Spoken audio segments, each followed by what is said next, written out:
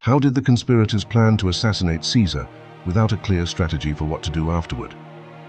Caesar's assassins were a gathering of jealous men the same age as Caesar, who had been crossed or simply had failed to accomplish, and some deluded idealists from younger generations, i.e. Brutus, all peppered with the always pertinent political psychopath, that is Decimus. They planned to do the deed out of rage or bathed in mythical stories, believing that the people would then join a collection of knife-carrying senators in white togas, all covered in very visual blood, walking into the forum from the fields of Mars with weapons, illegal. If any of them had been a political mind, they would have figured out that the plan was shit. I mean, imagine a group of unhinged men dressed in white, covered profusely in blood all over their body and faces, walking along some gladiators by their side with knives in the air. Do you think join or run? Well, Brutus believed you would join. They also had no time. They had expected Caesar to stay for months in Rome before his next campaign, but the man surprised them, setting his departure just days after the Senate session. After months of slow and fruitless planning, they had to rush it in a matter of days. I think they all enjoyed the planning, where they were in control of their delusions at all time.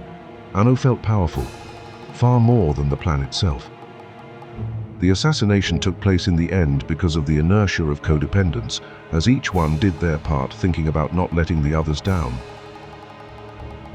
The brains of the optimates was Cicero, and less so the defunct Pompey and Cato. Imagine, the assassins were so focused on their personal revenge and egos that they kept Cicero out of the whole thing so that he didn't steal their spotlight. Cicero had to mediate with the Caesarian party.